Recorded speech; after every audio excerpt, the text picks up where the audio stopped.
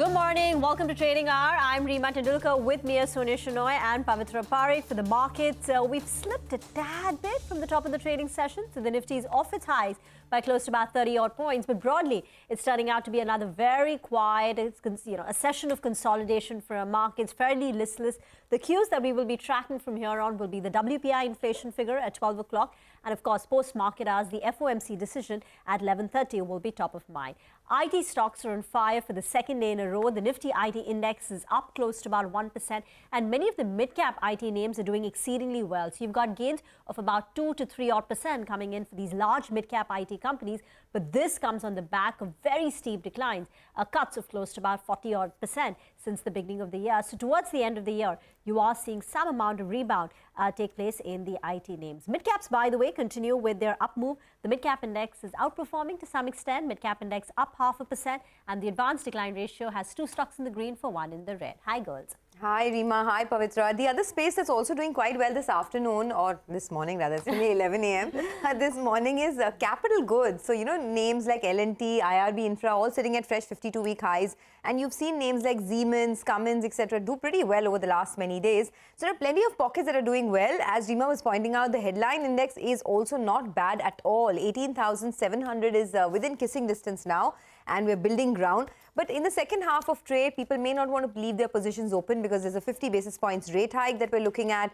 There could be another hawkish stance from the US Fed purely because they won't want to indicate that they're dropping the ball on taming inflation. So these are a couple of things that the market is watching closely. But other than that, it's advantage bulls today. Advantage bulls for sure, ahead of that big queue. By the way, the rest of Asia is also doing quite well, right? So you have something like a Taiwan, which is up 1.5%. That one doing well. You have the Hong Kong markets trading with good gains. For our own markets, the oil and gas space also in focus. So some of those names will be up on your screen. Tech once again is doing well. And PSU banks might not be the top gainers today, but within that basket, you're still seeing good moves in something like a UCO Bank, your Bank of Maharashtra, all of these doing very well. On the downside, it is really consumption, which is proving to be a little bit of a drag on the markets. But that's what's going on with the market action. We'll come back to this. First up, let's get you the first conversation going on Trading Hour today. We begin with some industry perspective. Automakers are rolling out steep discounts for customers to clear stocks, especially of slow-moving or entry-level vehicles. So schemes on passenger vehicles, despite record sales, indicate that vehicle makers are matching supply to demand by clearing out unsold inventory. To understand more about this, we are joined by Nikun Sanghi, Managing Director at JS 4-Wheel Motors, as well as Vinkesh Gulati, Director at United Automobiles on the show now. Gentlemen, good morning, and thank you very much for joining us. Mr. Sanghi, if I can come to you first, we have been talking about this pain that we are seeing in the entry-level segment. We've been talking about the discounts there. How long do you think this is likely to last, and what is really the extent of the pain that you're seeing here? Well, at the entry level, I definitely feel that there is stress and the discounts are likely to continue because there are waiting periods, very big waiting periods at the mid segment and the higher segment, including SUVs and compact SUVs. What is really not pushing retail is entry-level cars. And I think that's what gives volumes to a number of players. And they would definitely want those numbers to come back. So I guess the discounts will continue even post-December is my opinion. Sanghi, morning, Reema here. Could you tell us the extent of discounts? Okay, we've facing some technical glitch, but this is, okay, we've managed to reconnect with him. Mr. Sanghi, wanted to understand the extent of discounts that you are offering. The price range, and how would it compare with, say, 2 years ago or pre-COVID? So if you look at the entry-level cars, I mean, if you look at somebody like Maruti, the discounts are ranging anywhere from 45,000 to about 60,000, which is almost 5% of the value of the car, which according to me is very steep. Normally, discounts are ranging from 2%, 1.5%, 2%, but 5% discount is massive. Even on a product like a Bolero in Mahindra's or an XUV 300, we have discounts of almost a lakh of rupees, which is again around 5% of the value of the vehicle. So these are discounts at a very high level, which we have not seen before, not even in the last 2 years. So I would guess that this would be one of the steepest discounts that we can see on entry-level cars. Okay, so discounts are very high. In fact, as Mr. Sanghi was mentioning, M&M, for example, is offering a discount of up to 1 lakh on most of its cars, whether it's the XUV 300, there's a 95,000 rupee discount on the Bolero Neo. These are discounts that we haven't seen in a very long time, and it just goes to show that despite there being a waiting period on many of these products, discounts are higher. So that brings us to the question of how demand is shaping up. Vinkesh Gulati is also with us. Vinkesh, what does this mean in terms of demand? The SUV segment, of course, demand is great, and that point, we do know. But in the small car segment, has there been any recovery in demand at all? And if yes, why are discounts still so high? So thanks for having me here. Obviously, the improvement has been enormous. The kind of walk-ins and booking we are getting, even for entry segment, is good. But yes, the conversions are still slow. And practically what we are expecting is January again, the price rise will be there. So the current discount, if you monitor, like Nikunji said, it's around 5%. And on an average, 2 to 3% price increases happens in January, where the hints are already there. So the acquisition price for a customer is around 8 to 9% difference from January to December, which will be huge for any entry-level product, be it cars, be it hatchbacks, be it sedans or SUVs. So overall, it's a good scheme. And we are at the cusp of that BS6-2, which OBD, which they are announcing, that will also push the prices higher in January. So I am expecting this to be the best ever price, like he said, and the discounts what we have seen for the past 3 years have been not more than half of what we are having today. The overall inquiry levels is good. I am hoping that the conversions will improve as we go towards the month end, which is around 20th or later. So positive side for entry segment, and November had been good. So hopefully the same fallback, same continuings will be there in December also. All right. Mr. Sanghi, if I can come back to you, what I want to understand is, because of this entry level not seeing too much demand, do you think a part of this is moving to the two-wheelers? We were looking at TVS Motor also a while ago. Their iQube is doing extremely well. A lot of the two-wheeler companies, have seen their models doing quite well. So do you think that the people that were perhaps looking to buy these entry-level vehicles are just moving to two-wheelers now? I don't think they're moving to two-wheelers. A car buyer, I don't think, will move to two-wheelers. But the stress that we see in entry-level two-wheelers, I think, has been there for very long, except for the last 2 months. I think October, November, the festival period was very good even for entry-level two-wheelers, and we saw record sales of almost all brands, including Hero, which is a predominant player in the entry-level segment. But I guess where I'm coming from is affordability. I guess the segment that is being targeted by entry-level two-wheelers, they are still under stress, and they find it extremely difficult for paying the higher acquisition costs, I think, which have gone up by almost 35% in the last 2 years. And also the cost of operation, because fuel is expensive. It continues to be over 100 rupees a liter. So the EMI plus the fuel cost is a stress at the entry level, and I guess this will continue for some more time. It's not just the EMI and the fuel cost, right? I mean, it's also the BS6 norms, the third party, the insurance changes that took place, the ABS norms. All of this put together has sort of destroyed the bottom half of the two-wheeler industry. And Mr. Sanghi, we've seen this for a very long time. How long do you think it would take for a recovery to come through? And is there anything that can be done from the government's end? Because a lot of these norms that have been put in place have been in the recent past from the government itself, and that's resulted in this fall. So what do you think can be done from the government's end? I think the industry has been lobbying for lower GST on entry-level two-wheelers, because entry-level two-wheelers are not luxury items. They are mobility solutions for the people who use them. And for them to be able to do their chores, whether it's going for their jobs, whether it's their small businesses, I think these are people who are self-employed and in the lower segment. And I think the GST, I call it the sin rate.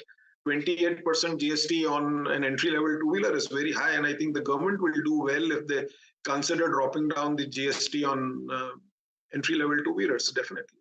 Venkesh, you were making the point about how the relative prices today are so much better, 7-8% better than what you will get a month later. Because if you take the blended, if you take the blend of the current discounts, which are 5%, plus the price increase, which is expected typically in January of about 2 to 3%, you would save close to about 8% relative to 1 month later. But has that translated into sales? What are the current sales looking like in the first 14 days of this month versus, say, the month of November, or say the average of the last 6 months? Is the average buyer cognizant of the fact that this is relatively a good, attractive price and they are buying in? Yeah, please. Mr. Gulati, wanted to understand what the sales are. So the sales, like I told you, the initial push every time in December, once the schemes are launched, is on the booking side and the inquiry side. And as of now, the order book has increased in the first 14 days, what we have seen. There are a lot of interest coming in. So normally the schemes were launched around 4 to 7 across OEMs. And we have just gone through a week where the customer could understand what are the schemes and what is the benefit. As of today, how much is the cash part, how much is the accessories parts and all that. And now the inquiry levels and the booking levels have increased. So like I told you, the deliveries or the conversions hopefully will start from 20th. And it happens every time in December that this is a process where the schemes come in. No doubt, November had seen a very good number. FADA had released some 26% increase November year on year. I'm not sure if we'll be seeing the same growth rate in December. But overall, the things, at least in the car segment, clearly looks positive because of the schemes and the price increase what we are looking at. And availability is also a bit better. I'm not talking about the vehicles which are obviously in a waiting period of long, but the other models, except for that top variant of every model, are easily available in the market today. The wind changes going around, the price increases coming in. So I'm hopeful the car segment will continue to see greener pastures, which means improvement in numbers. On the other hand, if I talk of two-wheelers, we had seen a very good increase of tractor sale in November, which was around it had come around 57%. And that's a huge number for tractor growth, which clearly shows that rural is again coming back. So if I see all over India, which is North Belt is more on the rural sales, except for 1 or 2 states, all these states have come back on the rural market and shown growth year on year. So I'm expecting the tractor sales will, in a month or so, or also in December, will give some push to the two-wheeler market also. All right, so you are hoping that things will get better from the end of December and then moving into Jan as well. For now, heavy discounting. Just one final question, Mr. Sanghi, before we let you go. We were saying that from January, we tend to see price increases once again at a time when the entry level is still facing stress. Do you think in just a matter of a month, these discounts will be rolled back and we'll see price increases? So the discounts will be rolled back. I think the discounts are also given because of the wind change. A lot of people would not want to buy a Wind 22 vehicle only 15 days getting into Wind 23. So in order to motivate the customer or to bring him to the showroom, I think these discounts are given at every December for him to make it sense to buy a Wind 22 vehicle instead of a Wind 23 vehicle. So I definitely feel that discounts will be rolled back in January. Yes, I'm not very sure if it will have a positive impact on retails. Some retails would have already been preponed in December because of the heavy discounts and the anticipated price increase. Therefore, I think January we will again see a stress at the entry level. Okay, so the stress continues in the entry level, discount or no discounts, the demand continues to be a bit stretched. Hey guys, welcome back. You're still tuned into Trading Hour and the market is holding up just fine with a 70-point gain. But let's talk about what's going on in the world of commodities. Manisha joins us and today she's going to tell us about the gold prices. Manisha. Thank you for that, Pavitra. Well, yes, gold prices have seen a very smart rebound in the overnight markets. We saw nearly 2.5% of gains come in for silver and 2% for gold as well. And it continues to hold above $1,800 per ounce. We are looking at a 6-month highs continuing in case of the gold prices. For this quarter as well, the gold prices have gained up in double-digit percentage, and we have turned positive for the current year now. Various factors which really are supportive, and the latest clearly comes in from the US inflation data that came in much lower than what the street was anticipating. And then you have the dollar index, which has lost nearly 8% of its value since October highs, and that's exactly the time that you saw the gold prices begin to gain as well. We have seen an October low of around $1,610 per ounce. So from those kind of levels at $1,800 per ounce, it has been a $200 of a jump up in less than 2 months coming in for the gold prices. As I said, the latest trigger clearly has been the US inflation data, which came in the smallest in 12 months increase since December 2021, and that clearly has been supportive. If you look at the kind of support that gold seems to be getting in right now as we get into 2023 as well, there are various reasons there. The geopolitical tensions is one, whether it's about Iran or Ukraine and Russia, the war still continues. That could add premium to the gold prices. It also is about the recession fears, whether it's mild or stronger in many of those Western world is something that could keep the gold on the higher side. Markets also are looking at the still evolving COVID variants. And then it is also about the bond yields also almost peaking in the developed market. That is keeping the gold prices higher. If you look at how the gold has done in last few years, barring 1 year, gold prices actually have given you a positive return in all of those last 4 years. This year as well, it is up 7% in the rupee terms and much more in other currencies rather than US dollar. For 2023, the forecast is all over the place right now. The most bearish clearly comes in from Metal Focus. They expect the gold prices to decline to $1,650 per ounce. The other on the weaker side is from Fitch Solutions, but $1,850 is slightly better there. All the other banks and brokerages, as you can see, are talking about $2,000 per ounce and levels beyond that as well.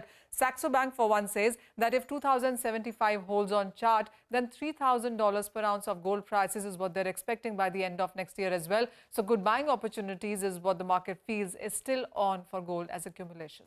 Okay, thanks a lot for that. So that's on gold. For the market, still holding up with good gains. The mid-cap index is still up about 150 odd points. So how should you approach the rest of the day? We will discuss market technicals with Mitesh Thakkar in just a bit. He'll give us some top trading bets as well. Stay tuned.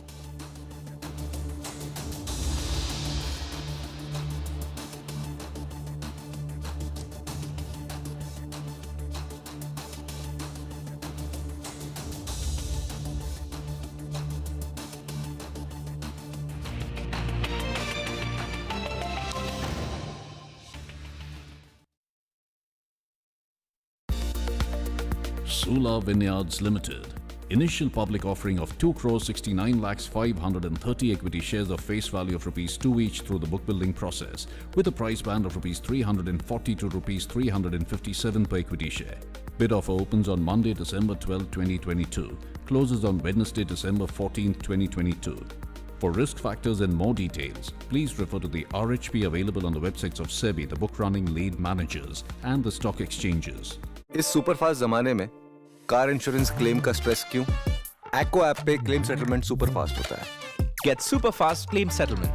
Acko, welcome change. Do we have to wait years for a cure? Hey, Mommy, can we go make some pancakes? Yeah, let's go. Or are we smarter than that?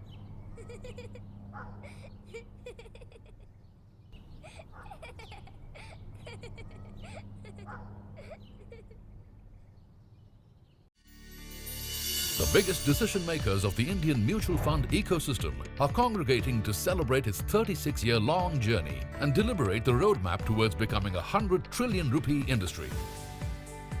Witness industry's marquee leaders, CEOs and fund managers unbox the challenges and opportunities lying ahead on India's leading financial news platform. Money Control Mutual Fund Summit, targeting 100 trillion.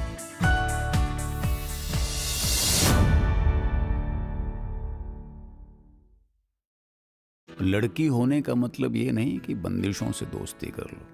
कामयाबी हौसला देखती है, gender नहीं.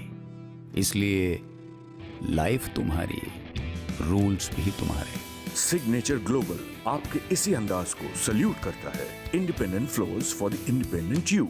अगर तू health insurance नहीं लेगा तो हॉस्पिटल का लंबा बीमा बिल तो अपनी जेब से भरेगा। 1 करोड़ का हेल्थ इंश्योरेंस सिर्फ 390 रुपए महीने से शुरू। पॉलिसी बाजार। This tax season, invest in Samco ELSS Tax Saver Fund that aims to create wealth for you by investing in high-quality small and mid-sized Indian companies. And the best part, also saves tax with ELSS. Mutual fund investments are subject to market risks. Read all scheme-related documents carefully. उत्तरवीर कमाल दिखा अपना, कभी table बन जाता है तो कभी अलमारी। वीर MDF आम प्लाईवुड से ज्यादा मजबूत, ज्यादा किफायती, दिखे चकाचक, टिके टकाटक।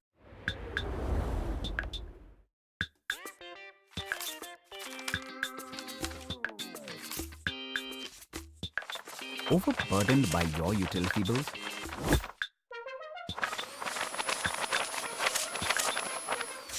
Relax. Pay all your utility bills with Canara Bank AI1, the banking super app. Download today. क्योंकि आपके सपने हमारे अपने।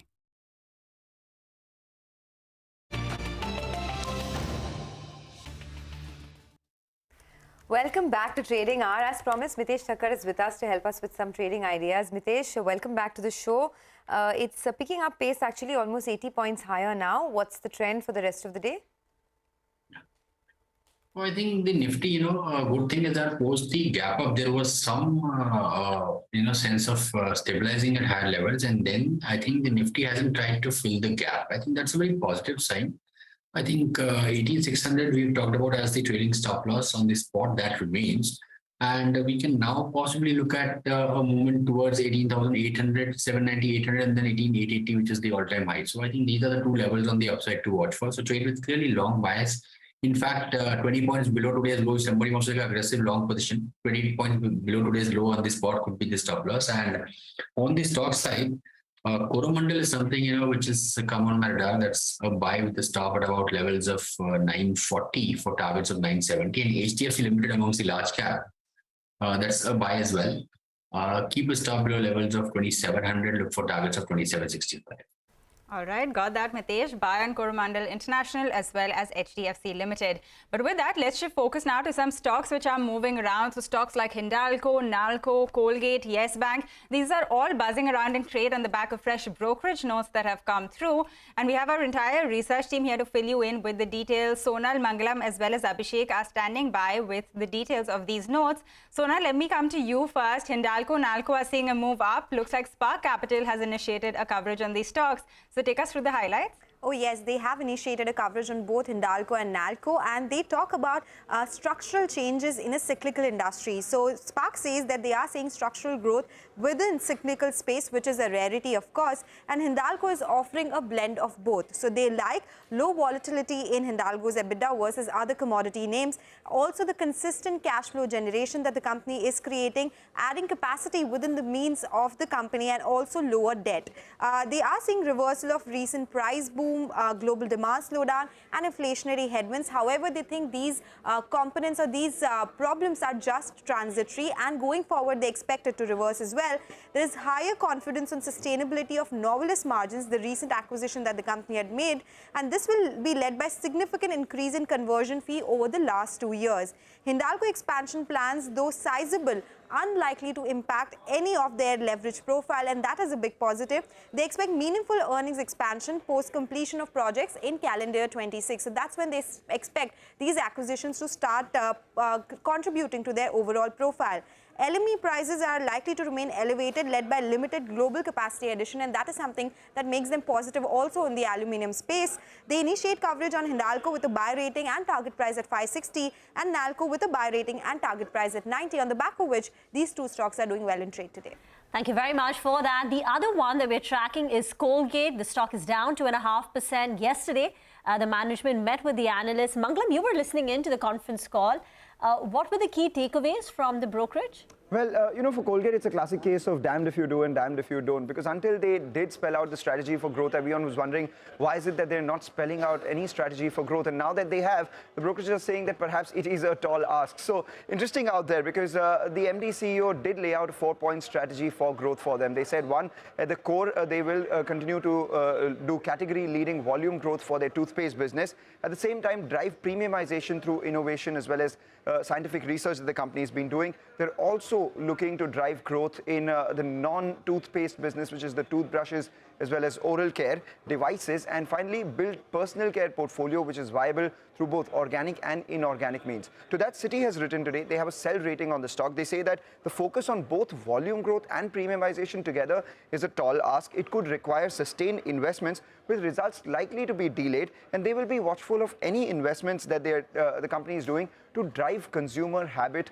or to drive more consumption of toothpaste itself. Nomura too has a neutral rating on the stock with a target price of 1600, and Phillip Capital says that this is more of the same. So it will be interesting to see where it really goes from here and how the company really performs, because as far as the analyst strategy or the strategy on the analyst day was concerned, was, it was nothing else that an FMCG company could say. Obviously, increased penetration, increased premiumization, and increased volume growth. Okay, and finally, yes, bank is the investors and traders saying no to this one today. Morgan Stanley actually initiated coverage on the stock with an underweight rating. Abhishek is here to tell us what's going on there. Abhishek.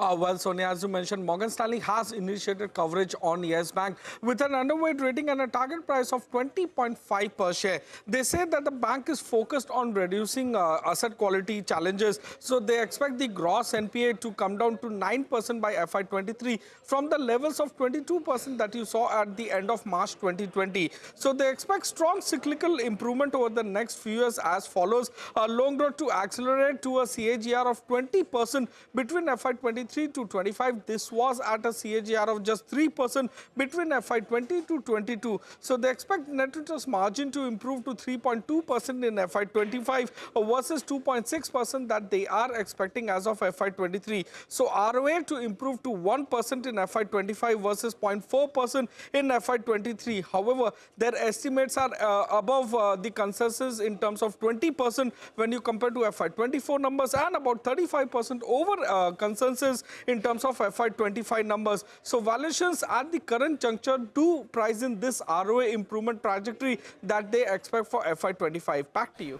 Thank you very much, Abhishek, for joining in and explaining that. And thank you to Mangalam and Sonal as well. Get into a break. As we do that, the stage is set for the biggest conversations of the mutual fund industry with the industry's most celebrated visionaries. Welcome back. You're still tuned into Trading Hour, and there are a few more stocks that we are looking at today. Paytm is in focus. This after the board has approved an 850 crore rupee buyback with a maximum price of 810 rupees a piece. So Abhishek is here to tell us more about that. Abhishek? Well, Pavitra, as you mentioned, Paytm's board has approved a buyback of 850 crores. Now, this forms about 10.24% of the fresh issue that they did in the IPO last year in November, and about 9.26% of the cash and cash equivalent in the balance sheet, which was a little more than 9,180 crores. So the maximum price that has been set for the buyback is about 810 per share, which is a steep discount of more than 62% to the IPO price of 2,150 per share. The buyback is for 1.62% of the equity. The minimum buyback that they will do is about 425 crore, which forms about 50% of the total offer that they intend to do via the buyback. So the method is open market, not the tender offer, and this has not gone down well with the street. They say that the buyback will be completed in 6 months time frame, and the total cost, including all the expenses, is about 1,048 crores. Back to you. All right, thanks a lot for that. Well, the other stock that we're looking at this morning is TVS Motor. That's because there was a management meeting and the key takeaways are very interesting. TVS Motor says that over the next 12 quarters, the company will be launching multiple electric vehicles across all sub-segments. And despite a sharp ramp-up in the electric vehicle volumes, the management aims to continue to expand their margins. Now, what they're looking at is, remember, they have a very successful product, the TVS iQube. It's doing well. They've registered sales of 10,000 units per month. They're looking to take it up to almost 25,000 units by March of 2023. If they reach that run rate, the iQube will become the largest selling electric vehicle two-wheeler in India. So it will gain market share. It will become the #1 brand, and TVS will become the #1 company in terms of electric vehicle two-wheeler sales. So that's what they're targeting. UBS has put out a note. They have a buy with a target price of 1,335 on TVS, and they're quite optimistic over there. The stock, though, has come off a little bit from the day's highs. Welcome back. Markets have picked up. So now we're at the 18,685 mark. There has been some up move that we've seen in the markets. gradual up move. A couple of stocks which are doing well. IndusInd Bank is up close to about 1%. ONGC has been the big star today. It was one of the recommendations of our technical experts. Both Mitesh and Sudarshan were betting on ONGC as a technical pick on the buy side, and that stock has done exceedingly well. You can see green on the screen for Tata Group companies like Tata Consumer as well as Tata Steel. So on the whole, it's turning out to be a good session. JSW Steel too has perked up nearly 1.25%. But let's shift our attention to the broader markets. What's the outlook for 2023? Dheeraj Sachdev, the Managing Director and the Chief Investment Officer at Roha Asset Managers, now joins in. Dheeraj, morning. Rima here. What is the advice that you are giving your clients when it comes to investing now? The next 6 months are still expected to be fairly volatile and turbulent when it comes to global markets. It's hard to predict whether the global markets are going to get into a recession, if not, the extent of recession, how many more rate hikes. So needless to say, it's going to be a very volatile, perhaps first half of the year. What's the best approach from a market point of view? Which sectors to bet on? Which sectors to avoid? Yeah, hi, Rima. Good morning. So when we look at India, we continue to believe that domestic growth should withstand global concerns or noise of an impending US recession. Now, firstly, inflation appears to be peaking out with broad softening of commodity prices, though Europe-led crisis is still creating some near-term shortage of energy-intensive commodity chemicals. Now, bulk of raw material and freight cost pressures are behind, with an expected improvement in profit margins. Now, even Fed appears to have toned down its ultra-hawkish stance, and the narrative will come back on global slowdown versus fighting inflation currently. And with CPI print in US likely to have peaked, the monetary tightening expectations to start moderating, with smaller rate hikes as indicated by US Fed. So while India is not completely decoupled due to export or import trade linkages, a large domestic-centric economy still insulates it to a larger extent. So we are relatively better placed. Market share in exports from China +1 outsourcing is gaining momentum. Higher credit growth from banking sector, shift from unorganized to organized will help India's corporate sector. So overall, if you see, there is a broad-based earnings recovery across banks, financials, industrials, capital goods, autos, real estate, etc. While margins have been cut in second quarter, we expect the margin improvement will be better going forward with fall in raw material costs. And even management commentaries in lending, consumer discretionary, industrials have been quite upbeat. So consumption demand has been robust and it has exceeded even pre-COVID levels. Tax collections have been almost 62% of the budget estimates. Banks are seeing uptick in loans. And importantly, corporate capex is looking after many, many years. And I think this is just the tip of the iceberg. So overall, Indian corporate sector is in much better situation to tackle global slowdown. Now, on the sectors that you asked for, I think we are very positive on Indian manufacturing companies, which have cost competence and driven by import substitution or shift from unorganized to organized or green energy-led growth. We like capital goods because of capex recovery. Banks and financial services, as worst of the asset quality issues are behind. Real estate plays from either legacy land monetization or building products. I mean, cement, despite near-term cost pressures, looks attractive post-correction given the longer runway to growth. We also like select consumer businesses in retail, travel, and hospitality, as they are benefiting from post-COVID opening up of the economy. And finally, while specialty chemicals we talked about earlier as well, there is a structural shift from China +1 strategy. So they are facing near-term challenges on raw material cost issues or inventory destocking happening at the dealer. Sure. Dheeraj, you spoke about a whole host of sectors, but you also like the defense space. And I want to draw your attention to the discussion that we had with Bharat Dynamics a while back, where they spoke about how their revenues could double over the next 2 to 3 years. And they're sitting on a very robust order pipeline of over 8,000 crores.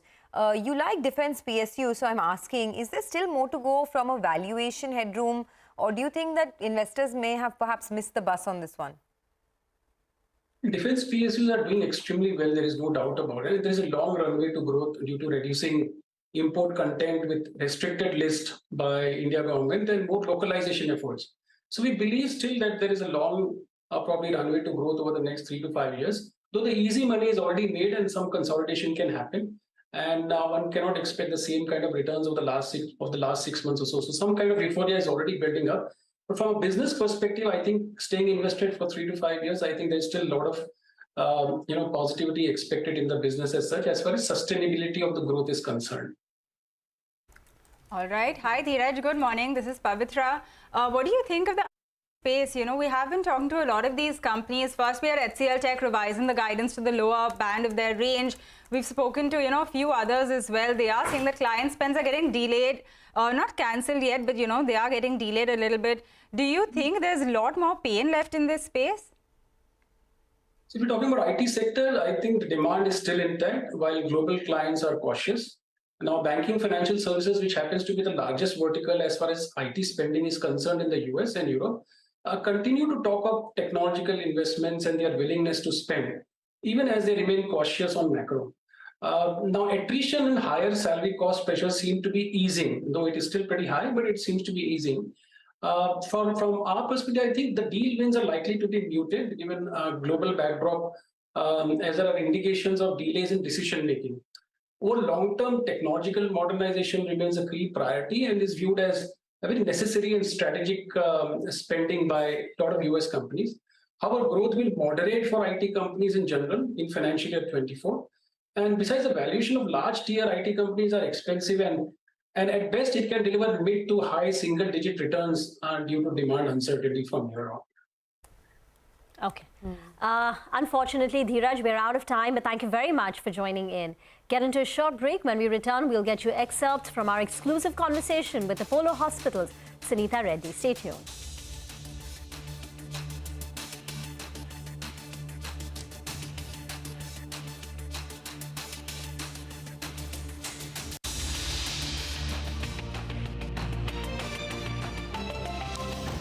Welcome back to Trading Hour on CNBC-TV18. Well, Apollo Hospital's MD Sunita Reddy spoke to my colleague Ekta Batra at their flagship Indraprastha Hospital in Delhi NCR.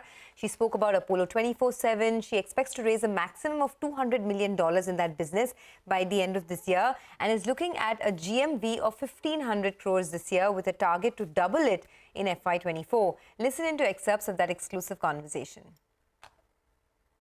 Apollo HealthCo will become EBITDA neutral next year. So it'll be EBITDA neutral. What about, are you expecting your user base to grow 5x, your medicine orders to grow 5x? That's what's envisaged and estimated at this point. Yes, so we looked at GMV and it's grown tremendously. We currently will close the year with 1,500 crores of GMV and it will double next year. And which is why, we're quite sure that we will be a bit breakeven. Okay, so you're expecting it to probably go to 3,000 crores by FY24? Yeah. Okay, so that's, what about fundraising? Because y'all have said that y'all are probably looking at fundraising maybe by the end of FY23. Yes. Where do things stand? Because in the past, y'all were on track in terms of fundraising, but that got derailed a little bit or it got delayed. Where is it? So delayed for a great reason. In terms of performance, we're ahead of what we had planned. And I think it's just getting better because revenues, GMV is picking up, revenues are getting, we're seeing a huge increase in revenues. In fact, like I said, a doubling next year. So if you look at the absolute cash burn, it's about 150 crores. And we think we'll have only one more year of, where they'll need cash.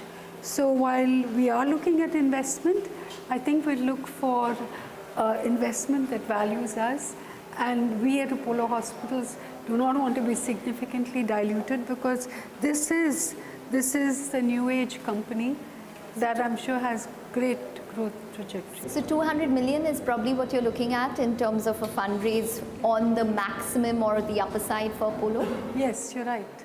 Maximum 200, but not really required 200.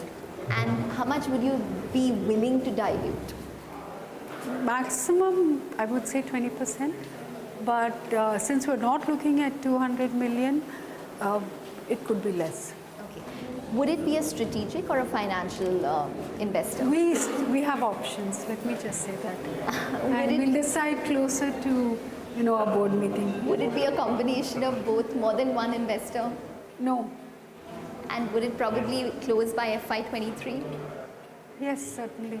Okay, so maybe by the end of, in the next 3 to 4 months is when we could probably expect that to take place. All right, that is an interesting chat with Apollo Hospitals from our special series Medicine Box. But with that, we're going to wind down on this edition of Trading Hour. The market is in fine fettle. You guys stay tuned. Halftime report comes up after this short break.